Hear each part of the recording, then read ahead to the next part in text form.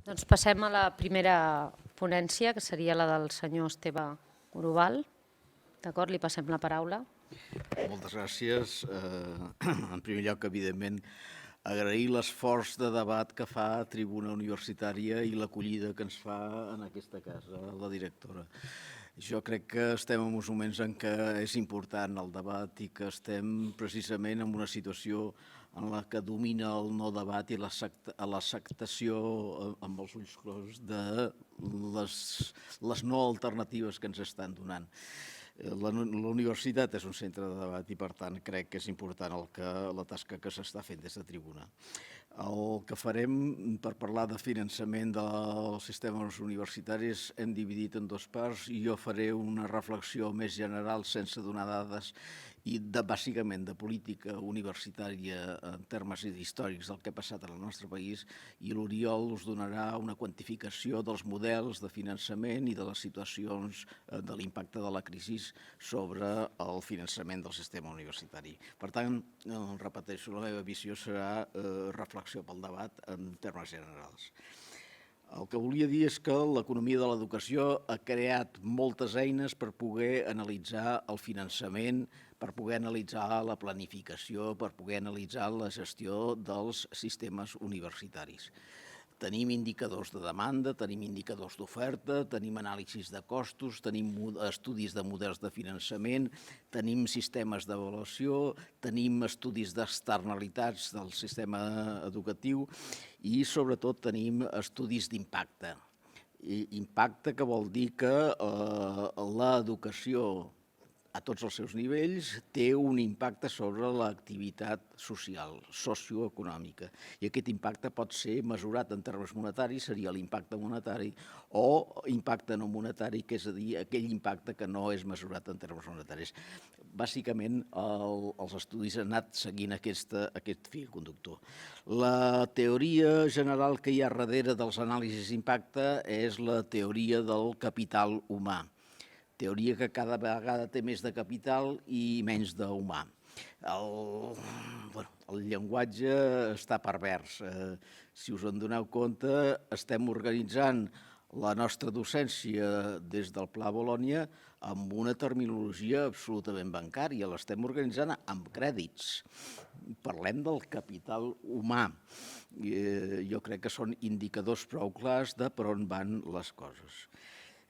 Què és el que planteja la teoria del capital humà per tal de dir que hi ha un impacte econòmic i quantificar-lo? Bé, la teoria del capital humà planteja una cosa molt senzilla, diu hi ha una relació entre més educació vol dir més productivitat i més productivitat vol dir més remuneració. Per tant, és possible des del punt de vista econòmic fer un anàlisi cost-benefici tant en termes individuals com en termes col·lectius.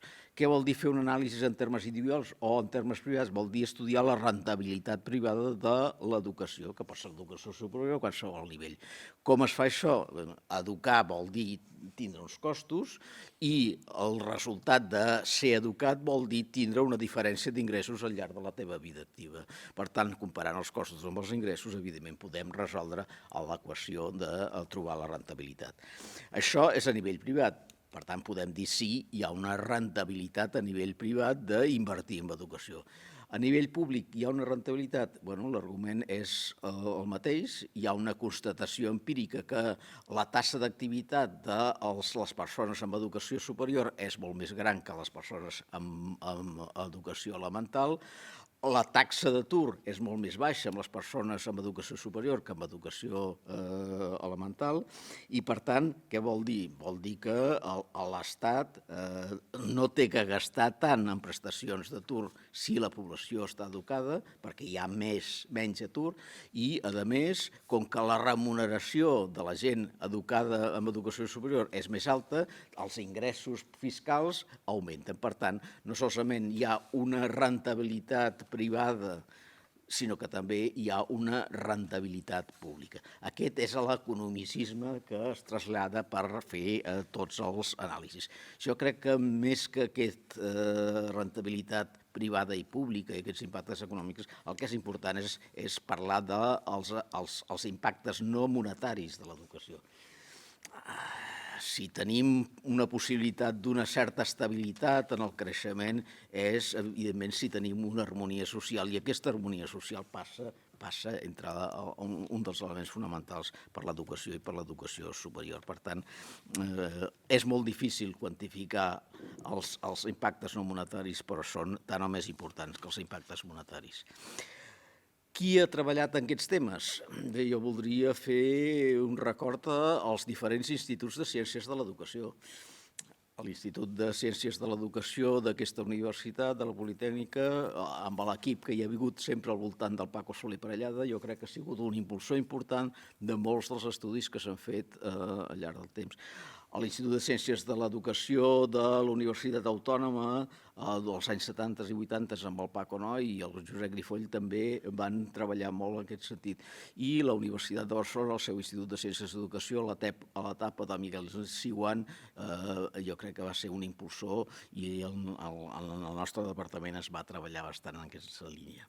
Quines són les institucions que han fet més treballs sobre aquests estudis?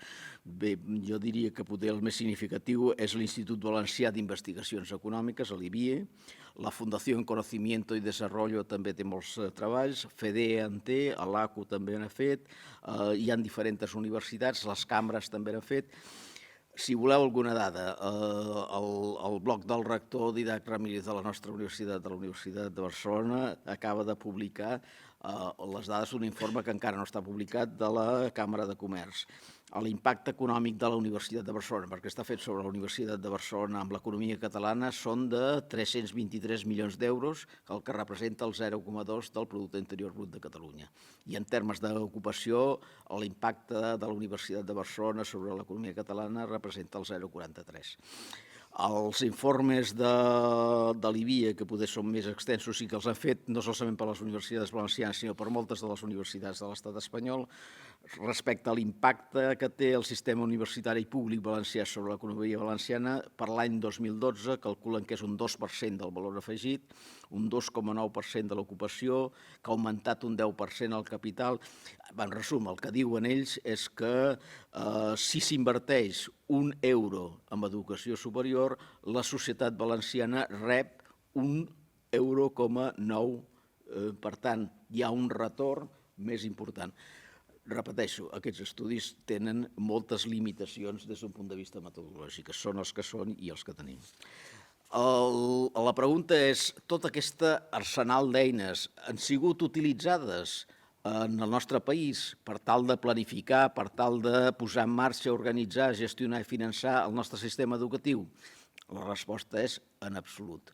Com sempre, els treballs acadèmics han quedat reduïts a treballs acadèmics. Malauradament, els que han pres decisions ho han fet d'una altra manera.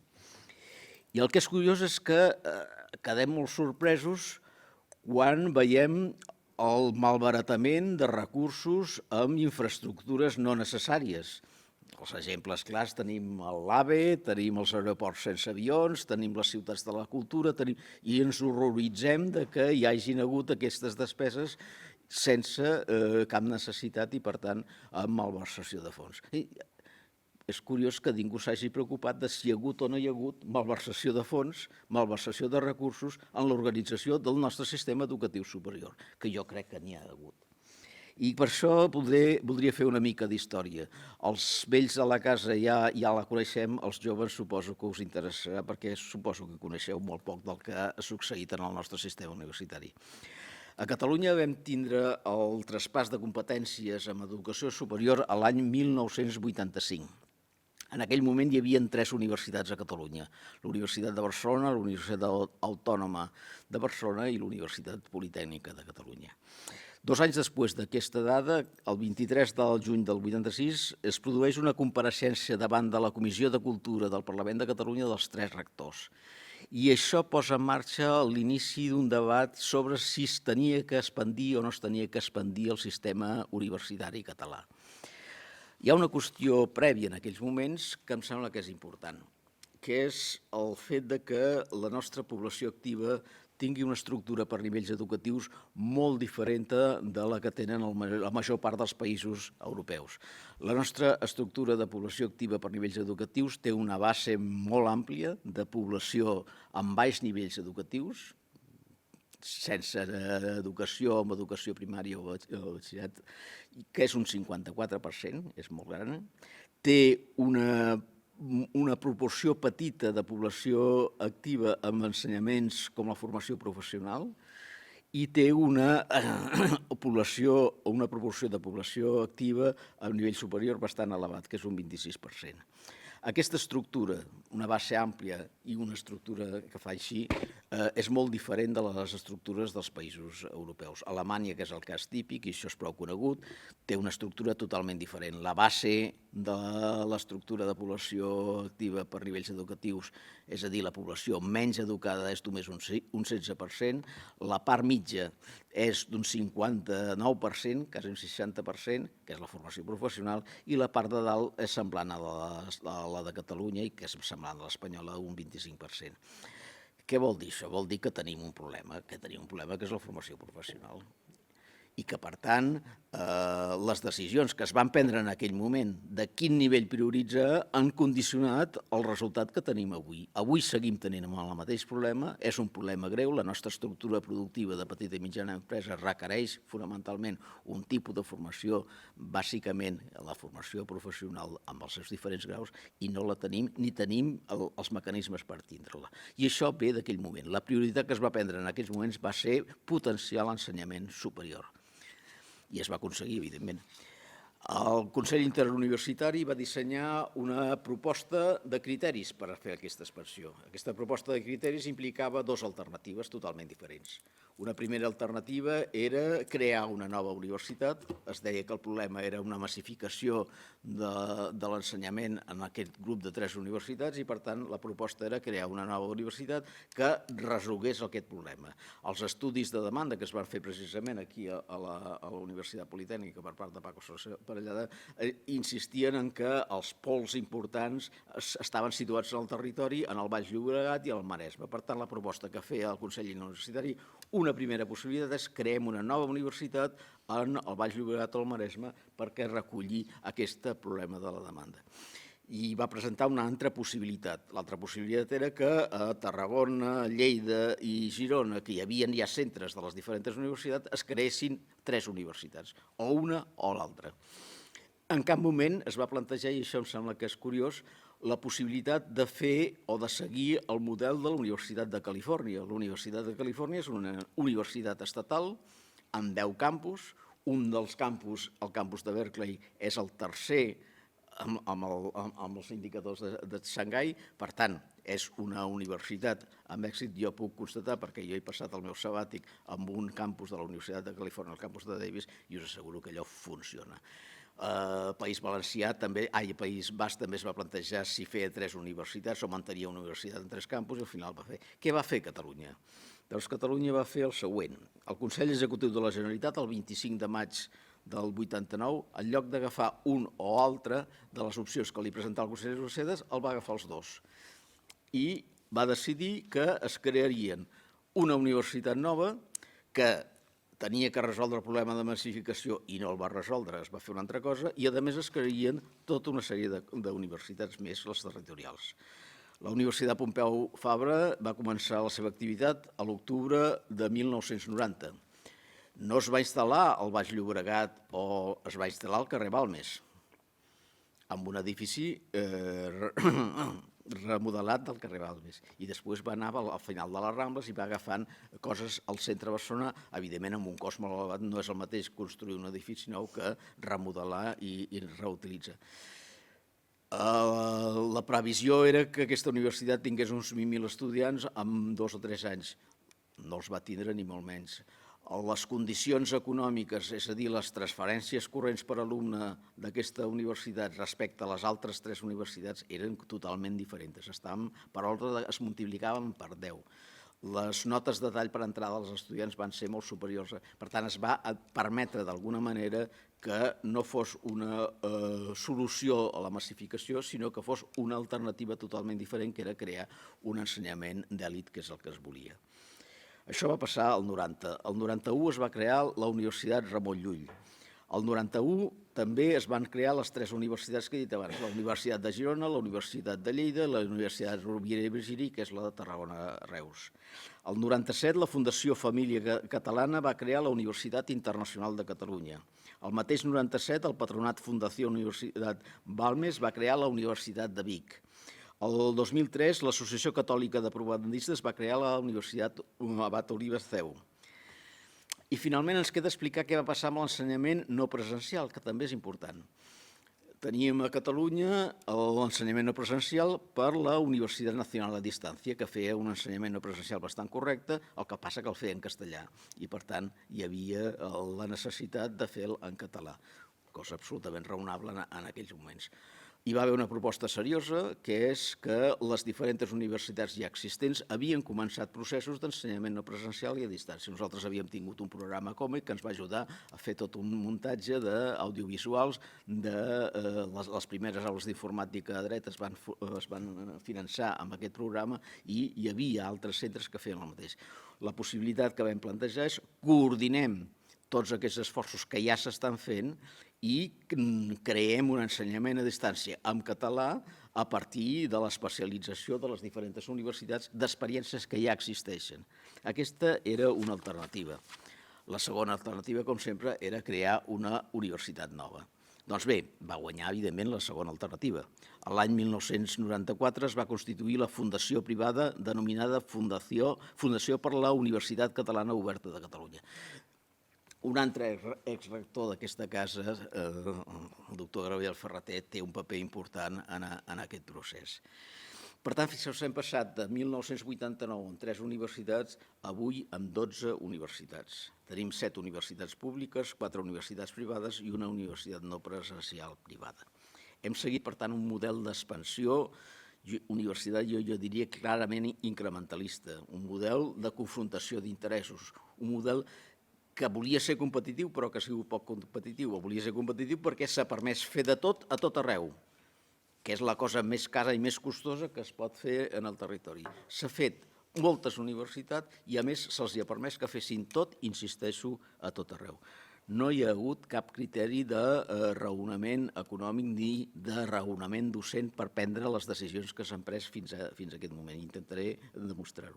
Jo crec que han sigut més aviat respostes a interessos localistes i respostes a interessos electoralistes.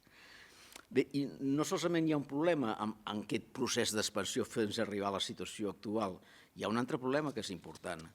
Hi ha diner públic no solament destinat a les universitats públiques, sinó que també hi ha, i és important, diner públic destinat a les universitats privades. I és molt difícil detectar aquests fluxos. En principi tenim una publicació del Consejo de Universidades de 2010 que ens afirma, el document es diu Documento de Mejora y Seguimiento de la Política de Financiación de las Universidades. Ens diu que la Universitat de Vic té el 25% dels seus ingressos de procedència pública.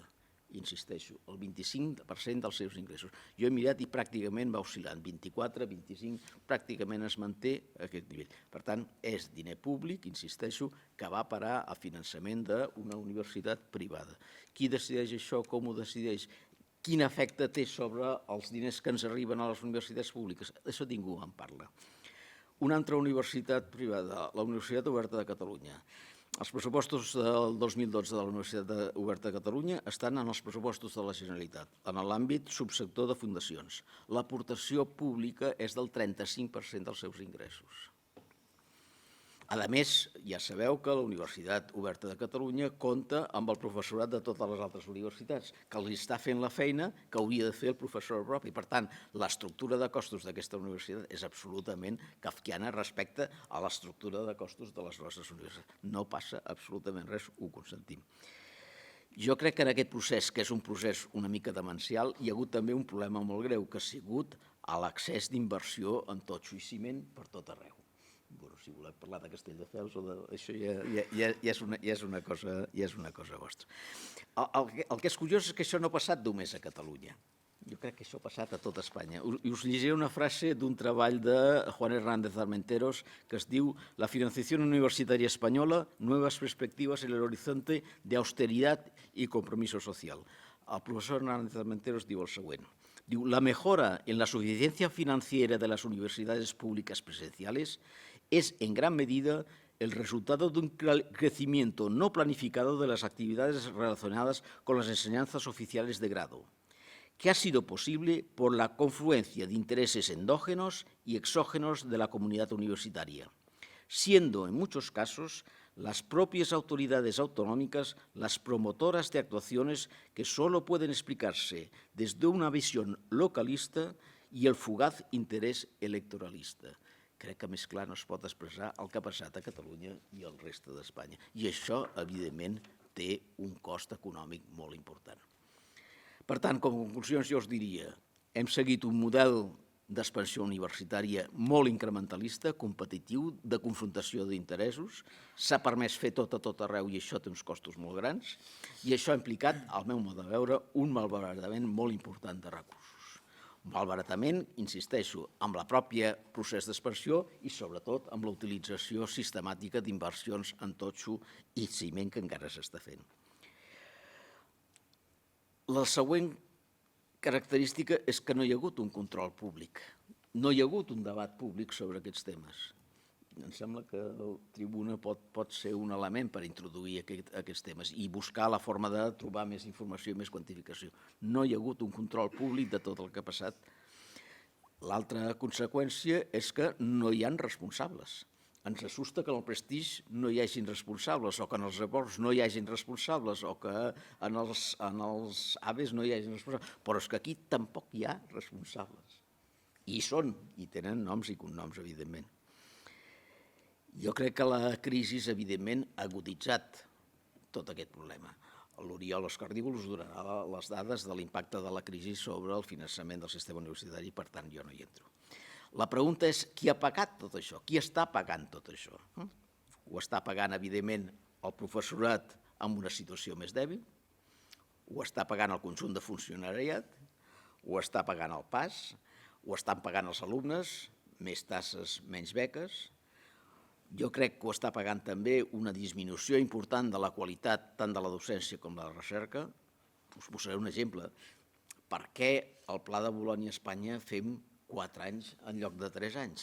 És molt més costós fer 4 anys.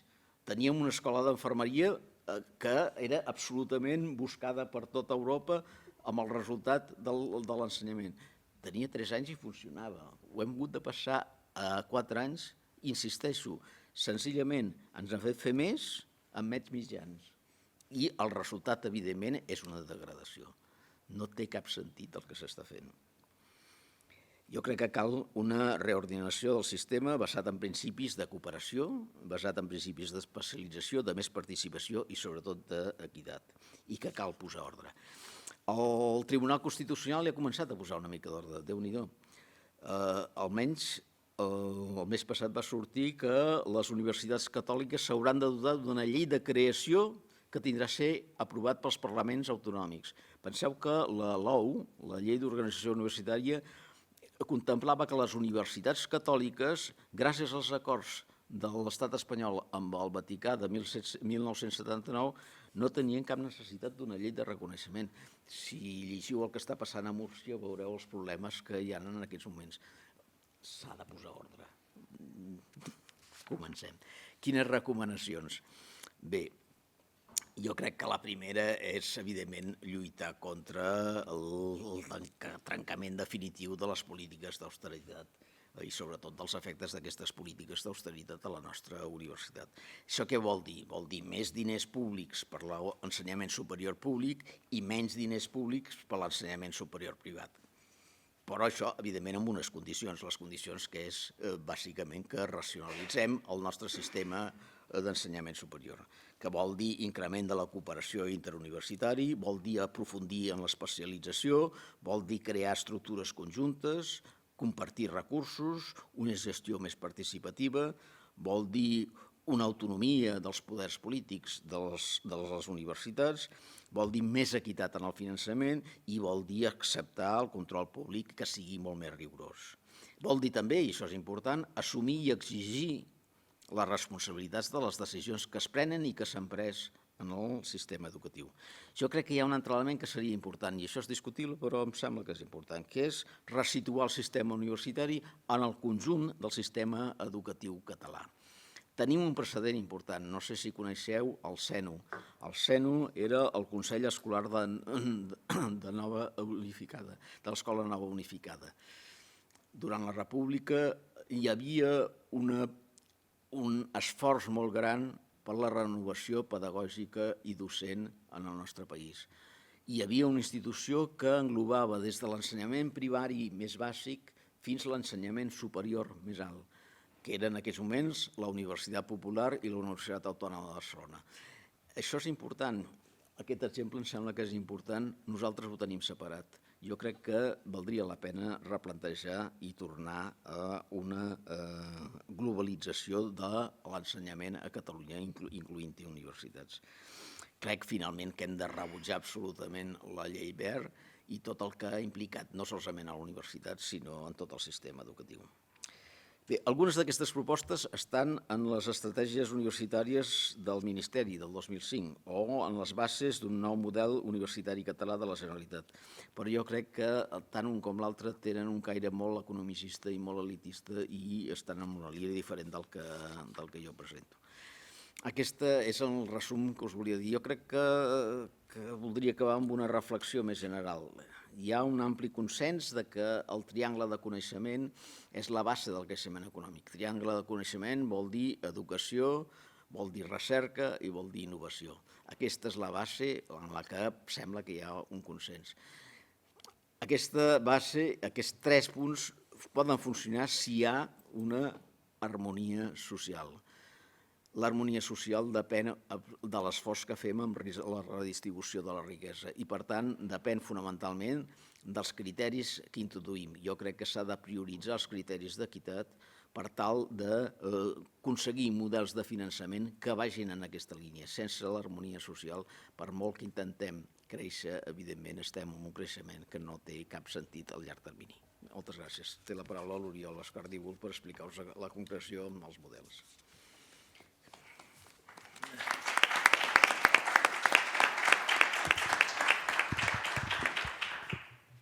Bé, moltes gràcies. En primer lloc, agrair la invitació de la Tribuna Universitària i de l'Escola, de la UPC, per poder estar aquí.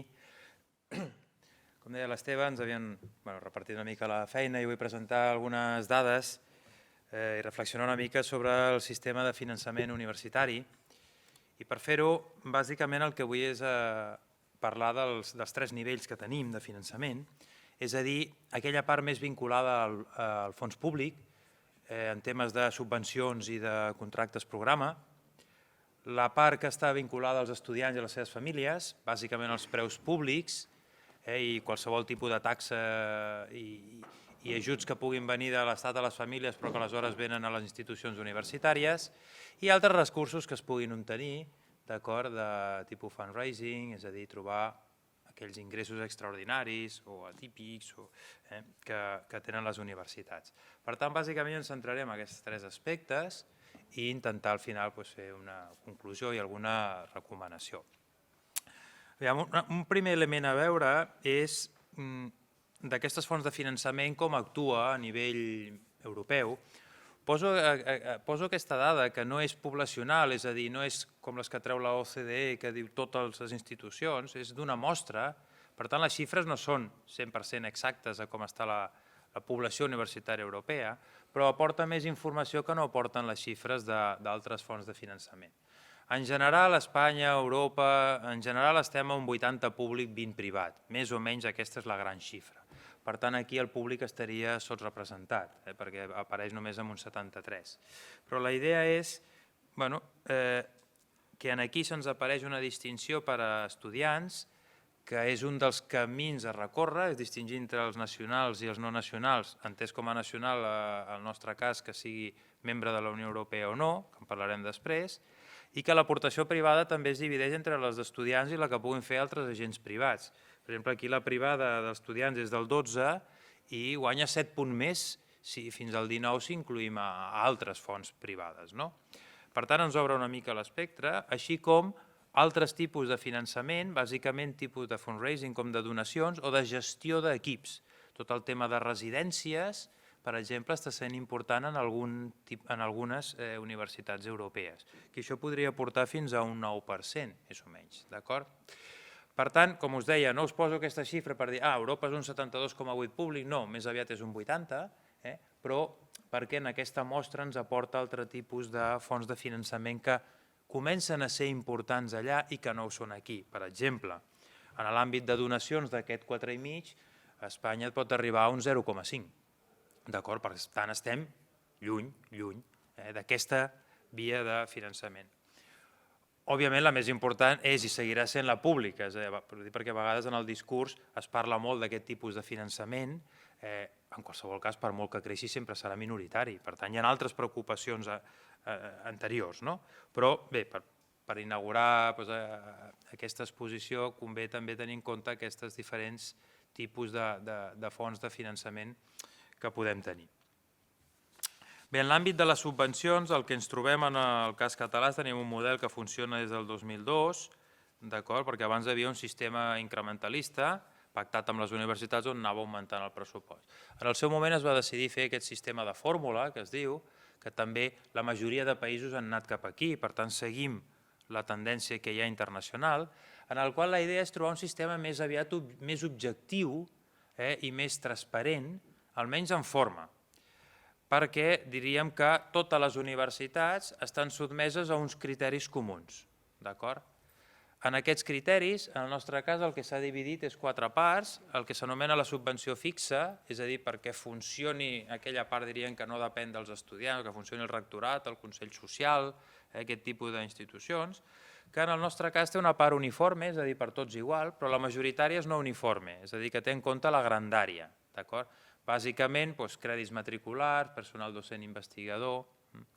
La segona part, la més important, és la bàsica, és a dir, en la idea de la fórmula està, anem a donar diners perquè les universitats puguin fer la seva funció bàsica i, per tant, aquí el que es té en compte és, sobretot, la grandària. Com veieu, crèdits matriculats equivalents, això què vol dir? No vull anar molt al detall, però que es té en compte que no tots els estudis són igual de cars i per tant hi ha una ponderació, es té en compte la repetició d'alumnes que penalitza, també es té en compte no només tots els estudiants sinó els de nou accés per veure la tendència i tot això amb una mitjana mòbil de 3 anys per fer el model estable, perquè no passés que hi hagués un pic que et puja molt els ingressos i l'any següent els baixés molt. I d'una manera menor es té en compte elements com també estudiants de doctorat, tant estudiants com tesis llegides o la recerca, els sexennis del professorat i també aquesta variable de superfície construïda que té en compte en el sentit que si hi ha edificis han de funcionar. Una altra cosa és per què hi són, això ja n'ha parlat el doctor Oval, però si hi són han de funcionar. Dit això, hi ha una part menor que és la subvenció derivada, que això bàsicament el que té en compte és donar recursos a la universitat per aquells increments de recursos necessaris que la universitat no en té culpa, entre cometes. Bàsicament, què vol dir això? Pagar les quotes patronals de tot el professorat no funcionarial, perquè al fer-los no funcionaris tenien aquest recàrrec, així com trams de recerca. Si un professor té un sexenni o té autonòmic o estatal, això ha de venir, bàsicament en aquest cas l'autonòmic, ha de venir finançat. I finalment hi ha una part estratègica que seria més aviat la visió d'output, perquè els altres indicadors, si bé tenen una part d'input i una part d'output, són bàsicament d'input. D'output vull dir que té en compte el resultat i bàsicament són els contractes programa que s'han fet en totes les universitats. La primera és la UPC l'any 97, precisament, però després se n'han anat sumant totes. És a dir, amb la Generalitat es pacten uns objectius, s'estableixen uns indicadors i si els compleixes tens més diners. Mentre que aquesta és una part més minoritària, ja passo a la següent... Perdó, en aquest model cobreix bàsicament el 90% de les transferències, és a dir, el gruix del que reben el diner públic de les universitats ve en aquest sentit. Com us deia, aquest model té una part d'input i una part d'output, té un sobrepès d'input. És lo habitual també en el nostre entorn, perquè diríem què pesa a l'hora de donar diners? Com estàs, és a dir, els alumnes que tens, amb aquests crèdits ponderats que es compten, el professorat que tens, el personal que tens, d'acord? I a poc van entrant els aspectes d'output, que a Catalunya s'estima el nostre model és d'un 25%, més o menys, d'acord? I que és la tendència a Europa a anar augmentant. Les nostres universitats veïnes van augmentant en aquest aspecte i que dins de l'àmbit espanyol el cas català és el que té més pes de l'output. Penseu que el finançament per objectius està al 15% i les altres comunitats que tenen fórmules estan en un 10%, d'acord? En canvi, tota la part més fixa, bàsica, està en el nostre cas un 75% i altres comunitats, veieu els percentatges, en general estan més alts, del cas de València que està una mica per sota. En suma, aquí tenim el finançament o la manera de repartir el finançament públic que intenta, mitjançant una fórmula, ser més objectiu, ser més transparent i donar un major pes en l'input.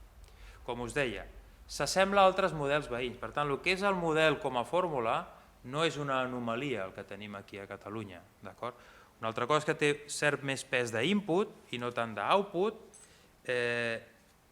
però com a model no difereix gaire. A més, aquest model té una sèrie d'avantatges, que passo a aquest punt d'aquí, és que pot permetre millores d'eficiències perquè et subvenciona l'activitat, no el cost. És a dir, et subvenciona que tu tinguis alumnes amb una titulació. Si ho aconsegueixes tenir-ho a un cost més baix, no et penalitza. Per tal manera, és un model que beneficia que tu estalvis perquè això no t'ha de repercutir negativament en els teus recursos. En la part d'output, beneficia l'aspecte de l'eficàcia, d'assolir objectius, perquè si assumeixes objectius tens un diner extra. Però en canvi és un model, com bé ha explicat abans el doctor Oval, que fomenta la competència, perquè imagineu que els recursos no pugen, si jo ofereixo més coses i m'ho aprova el Consell Interuniversitari, aquells recursos van per mi a costa dels que no van per l'altre, pel meu veí. I a més, perquè en aquest model d'output té un problema, que és que compta els objectius que jo assoleixo, però respecte als objectius que assoleixen els meus competidors. Per tant, jo puc tenir menys recursos, encara que assoleixi objectius si els altres ho fan millor, o jo puc obtenir més recursos si, diguéssim, fracasso, però els altres fracassen més. Per tant, és un model que té alguna pinzellada positiva, però a la pràctica no ha estat així. Però aquí jo també distingiria. Una cosa és que el model s'hagi dibuixat malament i l'altra cosa és que s'hagi aplicat malament. Tots sabem, i ho ha dit abans l'Esteve, per tant no seguiré, que en les aplicacions, no parlava ell directament del model, però sí del funcionament, on està això implícit, la decisió política molts cops ha anat al marge d'altres tipus de racionalitats. Per tant, jo no soc gaire crític amb el model aquest, però sí ho haig de ser amb la seva implantació, més que res perquè les xifres ens porten, ja ho han explicat abans, que s'ha de tenir aquesta visió crítica. Dit això, haig de dir també que el model català, com a la resta d'Espanya, és un model d'oferta. Què vull dir amb això? Que els recursos van bàsicament a les institucions. El model anglès, per exemple, és un model molt més de demanda, és a dir, li donen els diners a l'estudiant i l'estudiant al triar universitat va a la universitat. De fet, li donen el diner a la universitat, però en funció del que hagi triat l'estudiant. També dic que aquest model, òbviament, serveix per finançar la despesa corrent, no la inversió, i deixo al marge tot el finançament competitiu, els projectes, programes, als quals els equips de recerca de les universitats hi participen. Dit això, el normal, crec jo, en una ponència com aquesta, seria, en aquesta part, analitzar el model. Clar, el cas català 2013, això és secundari, si no terciari, si no, dona igual. Perquè la que ens ha caigut és tremenda. Llavors, clar, podem parlar del model, però és que primer hauríem de parlar de tenir diners, de tenir recursos. I aquesta és la pega més gran que jo crec que tenim ara, que hauríem d'estar dedicant-nos a intentar obtenir models més eficients o plantejar si tenir una universitat comuna amb campus a l'estil Califòrnia o no, o quin model muntar i de subvencions, i en canvi, clar, és que el que tenim és, entre els incompliments, uns 200 milions per totes les universitats, i les reduccions, de manera que estem més o menys al 2007, les xifres, les que teniu a dalt són les pressupostades i les que teniu en parèntesis són les reals. Per tant, doncs clar, un es troba que has anat tan enrere Què voleu? Si volem discutim sobre... Jo mateix em tiraré pedres contra mi, no? Si voleu parlem de la transparència anterior, però és que és secundària. Aleshores, jo crec que el primer, òbviament, és intentar recuperar aquest nivell de finançament. Si més no, perquè arribem... La idea era arribar al 0,5 del PIB, 0,52, a Espanya el promigi era el 0,53, és a dir, Catalunya estava per sota amb això, però clar, estem retrocedint a nivells alarmants, que posen en qüestió la pròpia supervivència universitària, com qualsevol que tingui càrrecs de gestió coneix, o qualsevol que està a la universitat o llegeix els mitjans coneix. Però és que a més, dius, bueno, et retallen el que t'arriba per aquesta via de subvenció, no passa res, tens altres mitjans. No, és que els compromisos d'inversió han caigut un 30%. Per tant, hi ha una segona reducció, perquè jo us he dit que abans era només de transferència corrent pel funcionament ordinari de la universitat. Diu, bueno, no passa res perquè ja hem pujat les taxes als universitaris, els estudiants ja ens pagaran el que l'Estat no vol. No, perquè l'increment de taxes arriba a un terç de la pèrdua de l'altra, de la part pública, per tant no t'ho soluciona. Dius, bueno, no passa res perquè els projectes competitius et supliran. No, perquè aquests de tot l'Estat han caigut un 40%. És a dir, que està plovent i plou molt i per tot arreu. I el nostre paraigua ja fa dies que no aguanta aquesta tempesta.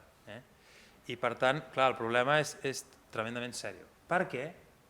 Quan un agafa indicadors de funcionament, per recurs invertit la universitat catalana no és competitiva. D'acord? I això, clar, en aquests superrànquings no sortim, però aquests superrànquings, primer els indicadors que compten són relatius i segona, que agafeu el rànquing, dels 100 primers et trobaràs 90 americans, Oxford, Cambridge, algun asiàtic i ja està. No estem a la mateixa lliga, no comparem els que juguen la Champions League amb la segona B amb recursos, perquè no és just. Això no vol dir que no s'hagi de millorar, que tenim molts problemes interns nosaltres. Però vull dir que aquesta exigència que té la societat sobre nosaltres i que jo crec que ha de tenir, ja competíem amb recursos insuficients i la que ha caigut ha sigut molt gran, perquè com deia, per passar de transparència, cau la transferència corrent, la subvenció corrent, cau la inversió, cau la R+D i no ens ho compensen els altres, que és discutible si els estudiants han de compensar això, ja en parlaré després al punt 3, però és que no ens ho han compensat en absolut. I a més s'anuncia pel curs que ve una nova retallada de l'11%, que el conseller diu, no, és un 4 perquè el 7 ja és la paga dels funcionaris, bueno, explica-m'ho com vulguis, serà el que tu vulguis, com a mínim serà d'un 4, i per tant seguirem, aquest número vermell seguirà sent més vermell. Bé, dit això, anem a un altre aspecte, que és ja no el finançament públic, sinó anem ara a la part que paguen les famílies o els estudiants i les seves famílies. Fins abans del Real Decret Llei de 14/2012 del 20 d'abril, el que teníem abans era un sistema que, simplificant amb un paràgraf, el que teníem és que la Conferència General de Política Universitària, bàsicament on estan les comunitats i el govern central, fixava un interval que ja feia molts anys era un augment entre l'IPC del mes d'abril i l'IPC més 4 punts, i allà les comunitats autònomes triaven el seu punt de l'interval i allò servia per totes les universitats del territori de cada autonomia. A més, allò es dividia per experimentalitats, de tal manera que amb les llicenciatures, històricament, Catalunya n'havia tingut 5 i després amb el grau n'hem passat a tenir 3. Això vol dir que no se li dona el mateix preu perquè se suposa que té un diferent cost, jo què sé, dret i una enginyeria. Aquest sistema canvia radicalment, com crec que tothom que està aquí sap, amb aquest Real Decret Llei en el qual diu, mira, aquest sistema d'IPC s'ha acabat i el que ara farem és posar un percentatge respecte al cost. I les autonomies que triïn on volen estar. Això pels graus, amb un cost del 15 a 25, perquè se suposa que el que s'està pagant més o menys és un 15%. Alguns estudis que hi ha parlaven d'aquest percentatge i per tant es diuen del 15 en amunt que pagui l'estudiant en funció del cost. En els màsters, els que habiliten, que són molt pocs, el mateix, i els que no habiliten per una professió, que són quasi tots, un increment que pot arribar al 50% del cost real. I a més s'insisteix en començar a diferenciar entre el resident Unió Europea i el no resident, de tal manera que el no resident pugui pagar fins al 100% del cost.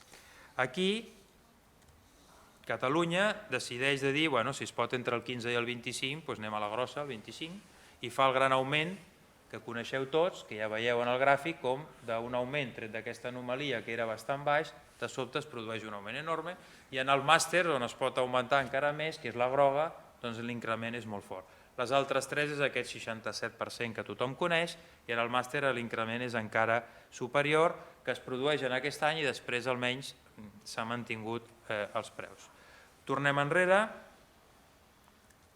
Primer element, no sabem quan costa els estudis.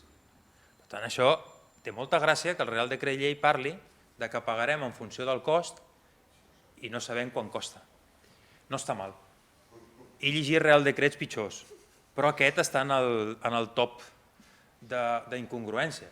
I jo no dic que el criteri no sigui correcte o no, ja en parlarem al final, però no em pots establir un percentatge sobre un cost d'un cost que no saps.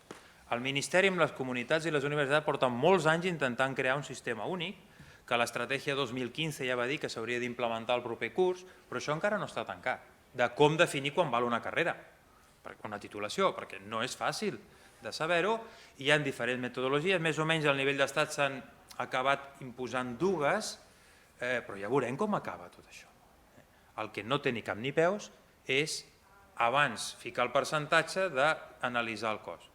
Que sí, que més o menys diuen que una carrera val uns 9.000 euros, un altre diu uns 10.000 euros, un altre diu uns 11.000 euros.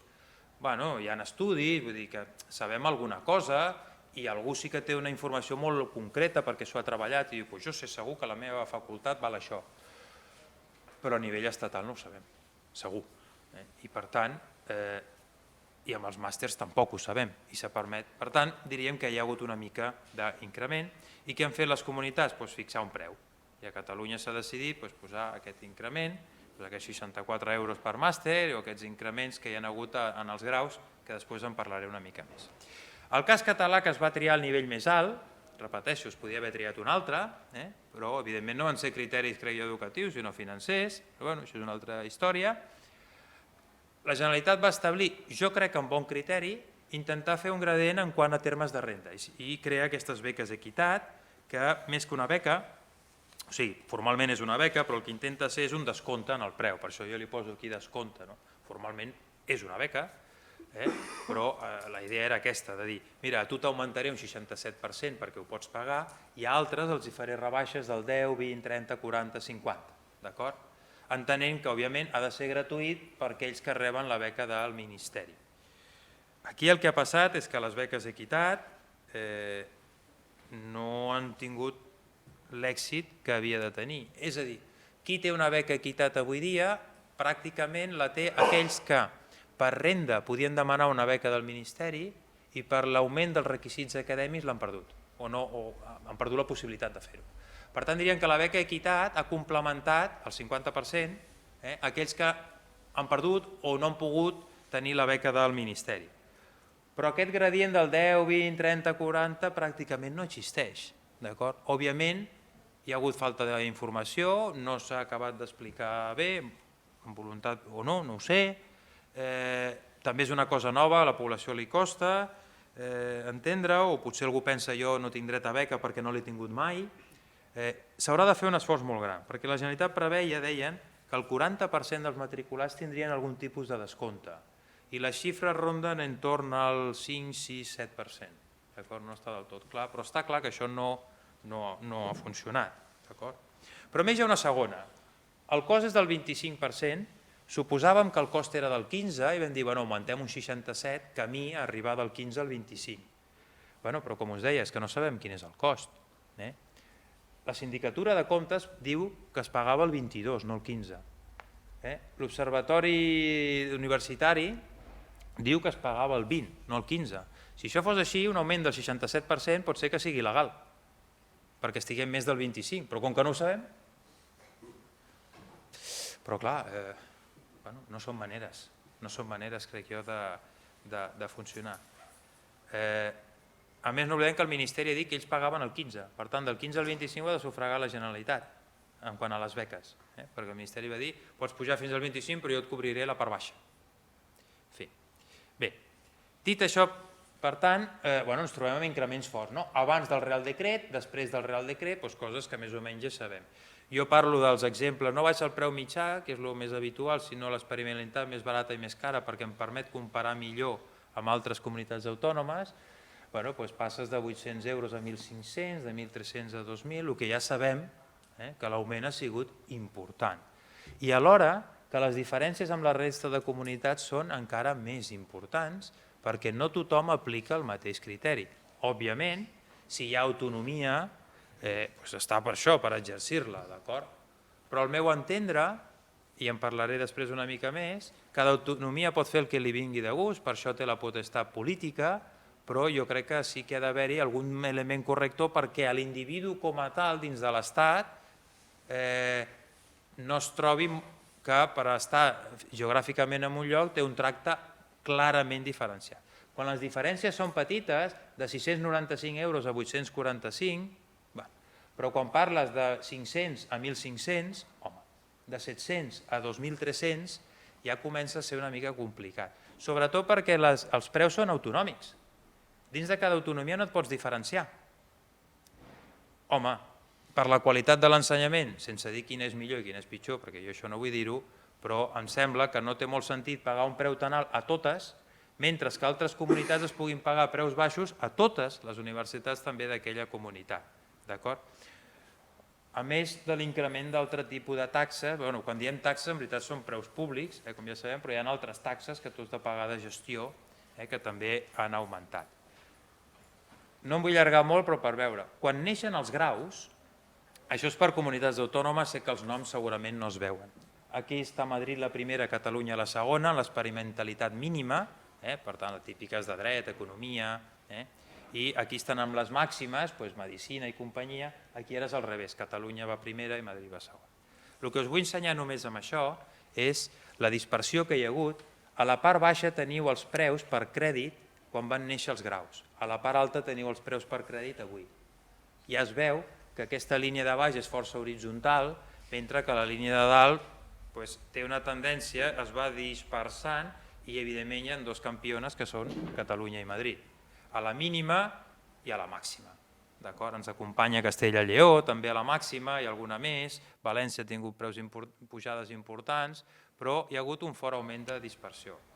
Si em permeteu aquest índex, que us l'explico en un segon, això és un índex de convergència sigma, que el que medeix aquest índex és el preu per crèdit a cada comunitat autònoma, aquí són per experimentalitats, el preu per crèdit de cada comunitat autònoma respecte a una mitjana estatal.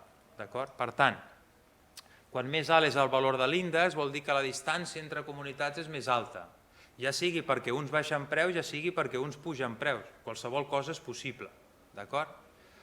Bé, tornem-hi. Pot haver-hi, evidentment, cada autonomia fa la seva normativa, faltaria més i té tot el dret a fer-ho. Jo només m'ho miro ara des del punt de vista de l'estudiant, què s'observa? Home, el gran tall que suposa el Real Decret Llei. És a dir,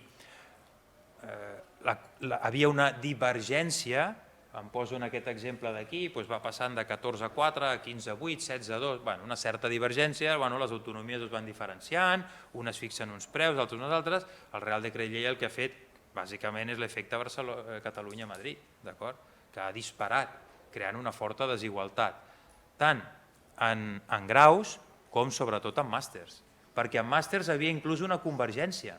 Els màsters no s'havien separat gaires al conjunt de l'Estat i a partir del Real Decret Llei, també Catalunya i Madrid sobretot, estableixen aquests 64 i 65 euros per crèdit que dispara clarament aquesta divergència, generant situacions diferents en funció d'on resideixi l'individu. Tot i així, aquesta divergència, com us deia, un pot dir, cada autonomia fa el que vol i per tant, endavant. Molt bé. Sí, jo dic, sempre i quan l'estudiant, pel conjunt de l'Estat, mentre això sigui un Estat, pugui o senti que té un suport econòmic. De dir, tu puja amb el preu que vulguis, que per això ets un polític en una conselleria i pots fer el que tu vulguis, faltaria més, tens el dret democràtic de fer-ho, però a mi estudiant deixa'm aleshores anar a estudiar amb suport on jo vulgui, inclús a la meva pròpia comunitat, si vull. Per tant, dius, no passa res, pugen pels preus públics, pugen les beques. Ja sabem la història. No, d'acord? Sinó que ens trobem amb el següent. No amb un punt de partida que ja era un terç de la mitjana al CDE. Per tant, ja estàvem lluny dels nostres veïns amb beques i ens trobem el següent.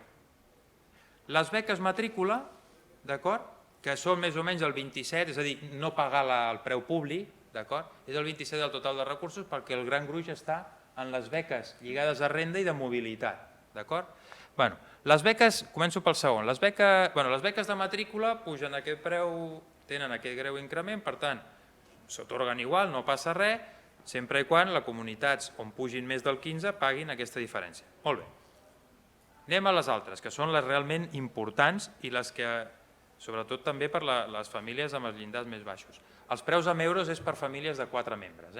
Ho dic perquè quan veieu aquests 38.000 euros vol dir una família de 4 membres.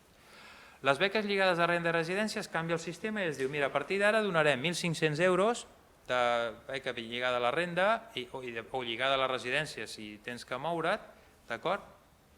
Quan a emulació de la beca salari que existia abans, que va començar amb 1.500 euros, va passar a 2.500 i inclús havia arribat a 2.800.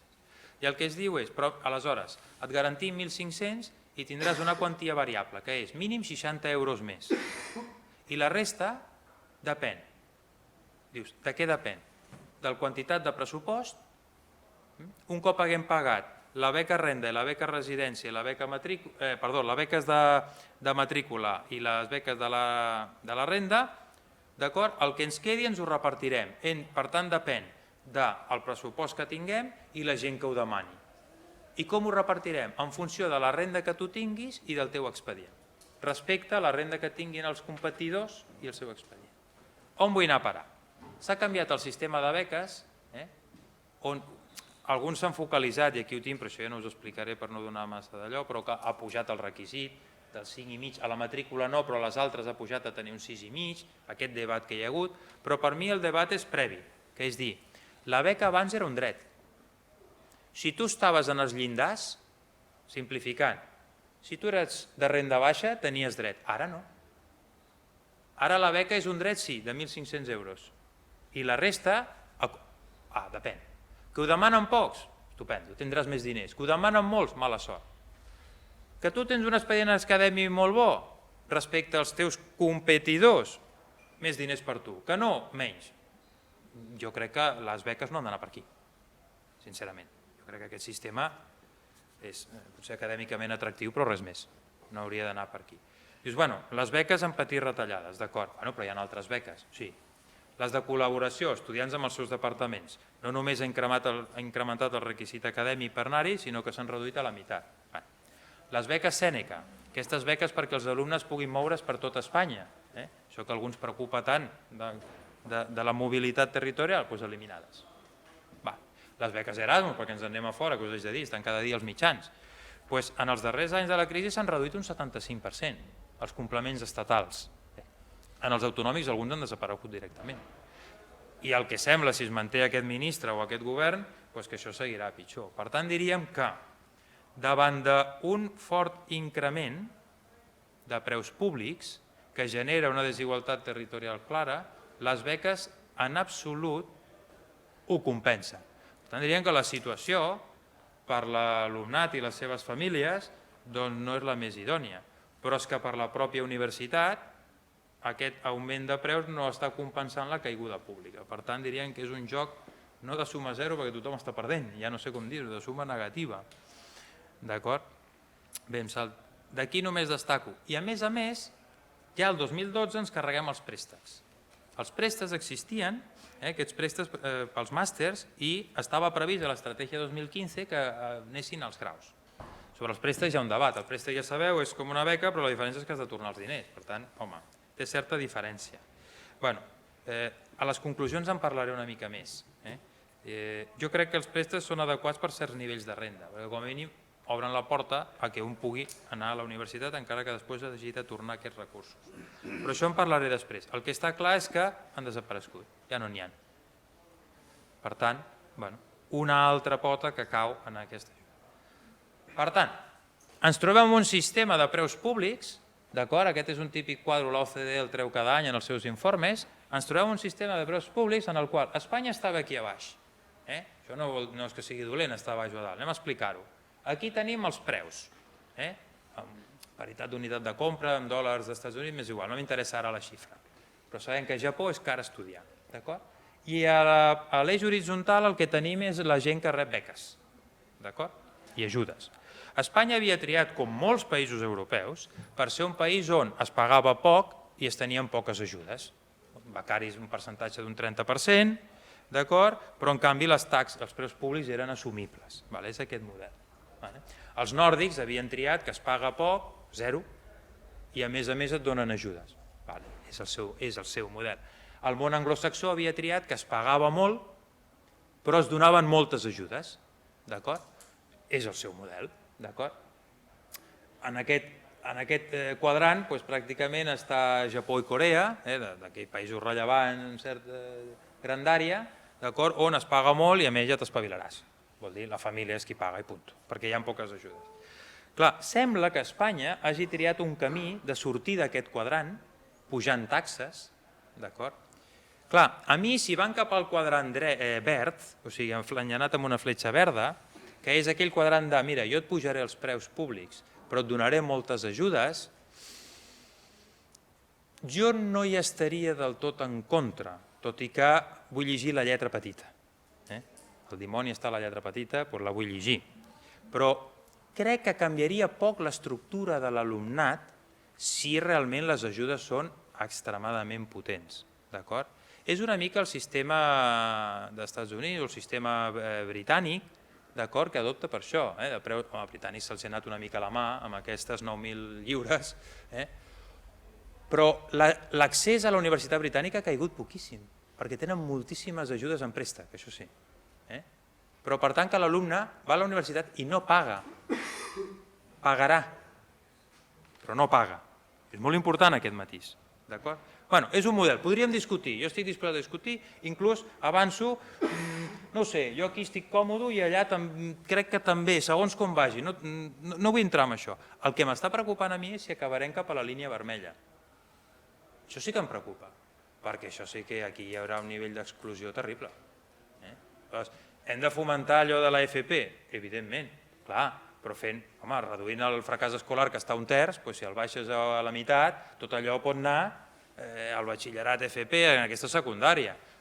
Si la via serà tallar per dalt perquè no s'ho podran pagar, aleshores què passa? Que si jo sóc intel·ligent però no tinc diners no puc anar a la universitat. Això a mi m'incomoda d'una manera extrema. A part que ens convertiria en bitxos raros, és que no hi ha ningú allà. És a dir, podem discutir entre aquests quadrats. Ja no dic el model nòrdic, perquè clar, amb el frau fiscal que hi ha a Espanya el model nòrdic ja és inassumible, però podem discutir altres quadrants. Però aquest em sembla... I tinc certa por, perquè aquests canvis tan bruscos que hem viscut, un any, mira, es nota poc, però si s'acumulen ja veurem on anem a parar. Dit això, perquè el que estem veient, i ja dic, a moltíssim curt termini, perquè ha passat no res de l'increment de preus, és, ja ha començat a notar-se una reducció de l'alumnat. Un pot dir, xifres oficials, 21.000 alumnes de tot Espanya, això no és res, tenim quasi 1,5 milió d'estudiants. Ja, però no havia passat des del 2007. I la meva pregunta és, per què baixa el nombre de matriculats amb la taxa d'atur més alta de la nostra història, quan el cost d'oportunitat d'estudiar és quasi zero? Ara no tenim els xavals que volen abandonar l'escolarització per anar a la construcció. Majoritàriament no eren els universitaris, eren uns altres. Però si el cost d'estudiar és zero, el cost d'oportunitat, perquè és o estudiar o no treballar, per què no està massivament augmentant? Per el que he explicat fins ara, crec jo. Per tant, alerta, perquè clar, 21.000 no es noten, però si l'any que ve són 100.000, què passarà? Ja tenim 121.000. Si l'any que ve són 50.000 més, què passarà? Etcètera. La segona, perquè ja s'està notant, no tenim informació per tots, però ja s'està notant que, d'acord, la matrícula no baixa perquè la gent vol seguir, però estan baixant els crèdits matriculats. I ja s'han començat a filtrar xifres, no ho tenim global, o almenys jo no ho conec, tampoc ho conec tot, vull dir que potser hi ha alguna xifra més, òbviament que jo encara no hi soc conscient, però la Comunitat de Madrid ja ha informat que entre el 8 i el 10% de reducció de crèdits. Què vol dir? entre el car, que és la repetició, que no ho he dit abans, però que s'ha multiplicat un 20% la primera repetició per 2,6 vegades una segona repetició. Per tant, repeteixes una mica i has d'abandonar els estudis. Per tant, la gent, molta cautela a l'hora de matricular-se perquè han pujat a preus públics. Però una altra cosa també més sèria, comença a parlar-se del risc d'expulsió per impagament, que en parlaré després. Tothom està ara a correcuita, tothom, vull dir, les universitats, tenim noies que diuen que no poden pagar, què fem? D'on traiem un fons? I cadascú, la finestreta de l'Autònoma i altres universitats, cadascuna intenta trobar alguns models. En parlaré després una mica més. Però atenció perquè suma-li aquests 30.000 als 21.000 que ja no ho han fet, ja en tens 50, si això acabés passant. I repeteixo, és el primer any. Per tant, l'efecte acumulatiu pot ser perillós. Amb un sistema en el que ja era desigual. Alerta, la universitat és desigual a pràcticament tot el món, és a dir, els fills dels que tenen més renda hi van més proporcionalment que els fills dels que tenen menys renda, perquè no és només una qüestió de renda, és els filtres del sistema educatiu. Les barreres del sistema educatiu, parèntesis, a cop de revàlida amb la llei Wert, això serà tremendo, perquè és molt desigual socialment els filtres, no fracassen tots per igual, uns fracassen més que altres. Per tant, tanco parèntesi, l'entrada ja era desigual, clar, amb un sistema desigual, poso això d'un estudi és antic però perquè ens serveix, on, ja ho veieu, amb un promís del 31%, els de renda més baixa tenen més d'uns 26 punts de diferència amb els de renda alta, els fills de renda més baixa amb els de renda més alta d'accés a la universitat, d'escolarització universitària. I si ho agafem per grups socials, les diferències encara són més grans. És a dir, la universitat ja era desigual abans de començar tot això.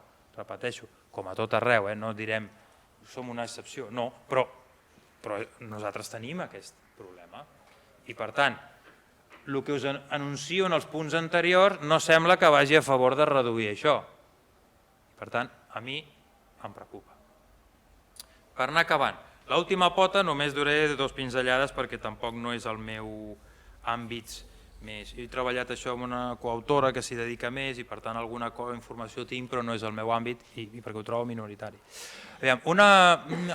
Una altra font de finançament que haurà de venir és aquest fundraising, és aquest patrocini, aquesta filantropia, aquest mecenatge, molt anglosaxó i que al nostre país encara pràcticament no hi és. Jo vull dir un parell de coses. La primera, el que són patrocinis i col·laboracions amb empresa més o menys n'hi ha. Totes aquestes càtedres que es creen, algunes beques que es donen, gestió d'alguns espais, d'acord? Encara al nostre país s'ha d'haver-hi un excés, jo diria, d'influència política. És a dir, les càtedres en el fons encara porten molts noms i cognoms i hauria de ser una cosa una mica més professional, és a dir, d'involucrament, que les empreses o les administracions entenguin que això és bo i per tant de fomentar-ho més. Molt més enrere estem amb la filantropia pura, és a dir, allò del mecenatge, el donar diners. Alguna cosa s'està fent. Aquí no ajuda la llei del mecenatge per 2 coses. Primera, desgravar-se per ajudar a les universitats val menys que desgravar-se per grans events. La diferència no és gaire, és un 40% de l'impost de societats versus un 50%, d'acord? Però clar, la repercussió mediàtica és molt gran. Tu patrocines esdeveniments esportius, una selecció, olimpiades, fòrums, federacions esportives, expos, i tot això, clar, ho rendibilitzen molt més les marques que no pas les universitats. Però és que a part, fiscalment no està del tot ben tractat i a nivell de renda, si ho vol fer algú individualment, que és més estrany, però pot passar, doncs també. Això ens porta que el mecenatge sigui una cosa anecdòtica en el nostre país. L'últim element és el tema de l'apadrinament, que és el que us deia abans d'aquesta urgència. Aquí estem corrent. Algunes universitats, la Carlos III, per exemple, té les beques alumni, que fa anys que funcionen, on antics alumnes paguen, empreses paguen, la fundació de la universitat paga, i és un sistema estable d'ajudar aquí a nois i noies que demostren un mèrit acadèmic i que demostren que no tenen recursos. Això és una via que s'haurà de caminar. Jo espero 2 coses, vull dir. La primera, això que ho ha de fer l'Estat a través de beques. No comencem ara a fer col·lectes per pagar als pobres nois que no poden pagar. Això no és un país avançat. Dit això, les universitats podrien també aprofitar que ara que tenen el problema, que això no mori quan no hi hagi crisi. Perquè quan no hi hagi crisi seguiran havent-hi gent amb pocs recursos i amb dificultats per estudiar. Per tant, intentar muntar sistemes estables, que ja s'està fent. La UPC també té el seu, que ho atrau de tot, el Barcelona Tech, no sé com se li acaba de dir, que també ho té, però no acaba d'estar tan estructurat com passa a altres llocs. En suma, per anar acabant, perquè ja m'allargo massa, perdoneu. Sobre el sistema de subvencions, ressalto algunes coses. Bàsicament que s'han de fixar objectius, si es vol de PIB, si es vol de despesa per alumne, a mi m'és igual, però objectius amb plans plurianuals i estabilitat. És a dir, el que no pot tornar-se a repetir, crec jo, és aquesta incertesa que ens ha provocat la crisi. És a dir, si volen que quan creixi l'economia gastin menys, però que quan decreixi no ens treguin tant. Sigueu una mica contracíclics a la keynesiana, si voleu. Però no pot ser que de sobte les universitats no sàpiguen què tindran l'any que ve. Això, el que ha sigut rector, suposo, són situacions de dir, però què m'esteu explicant? O que et prometin una partida i no te la paguin. Això no pot ser. Perquè a partir d'aquí tot el que he dit abans no serveix per res, ni models ni històries. La segona, lligant també amb l'exposició del doctor Oval, visió de conjunt del sistema. Si bé el model a mi jo no el trobo malament del tot, aquestes parts més competitives s'han d'anar corregint. No pot ser que el que guanyi una sigui a costa del que perd una altra, perquè aleshores la visió de conjunt, o com dic més a baix, la idea de compartir recursos, capacitats, de deixar el ciment que s'ha dit abans, intentar maximitzar, optimitzar els recursos, s'ha de tenir en compte. Per exemple, la fórmula estaria bé ponderar diferent la superfície, depèn de per què la usis. Necessites un nou laboratori i el muntes? Vale, això t'ho pago. Ara, una nova seu de, no sé, no vull dir res, qualsevol cosa interna de la universitat de dubtosa rendibilitat social, doncs no sé si te la incloc, no sé si te la pago. També més criteri a l'output. Jo vull més autonomia universitària i a canvi rendir comptes. Per tant, paguen més per output.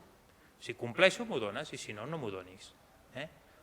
A canvi vull més autonomia. Es va parlar quan la governança en l'anterior de tribuna, aquí ja no hi tornaré, però una mica més amb això. Si és cert que amb l'output, alerta què poses. En algun país centreeuropeu, el major pes de l'output està fer baixar els estàndards per aprovar. Compte també. És a dir, tot té pros i contres. Aquí, fórmules òptimes segurament no hi ha, però amb un subòptim jo ja estaria de gust. En quant als preus, home, primera, estudi de costos. Parem ja de dir que pagarem entre el 15 i el 25 si no sabem quan costa, ja ho he dit abans. Segona, a mi m'agradaria que les universitats es poguessin diferenciar. No puc entendre preus públics únics per comunitats autònomes.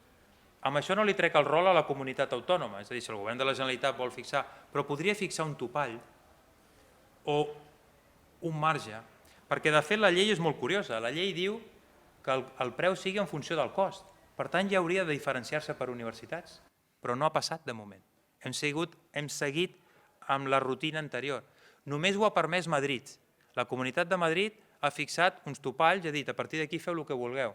I totes les universitats han posat el mateix preu. No s'han atrevit a diferenciar-se. I jo crec que almenys a nivell català autonòmic, català, sí que ho hauríem de fer. Per què? Perquè si en el preu no ho mostres, una nova estratègia. Imagineu que una universitat es vol distingir per ser una docència excel·lent o per tenir una recerca excel·lent, i com ho pots rendibilitzar després? Això no surt enlloc, perquè pagaran els teus alumnes igual per estudiar aquí que allà. Jo crec que això, des del meu punt de vista ben discutible, no és correcte. També jo crec que el govern en general ha abandonat una mica la planificació educativa i jo crec que també s'ha de discriminar. Aquests preus per experimentalitats, a Catalunya en tenim 3 ABC, jo crec que ha de ser més detallat i hem de prioritzar. Si creiem que hi ha massa matriculats en una determinada àrea, jo crec que s'ha de demanar un preu més alt, independentment del seu cost, si es vol.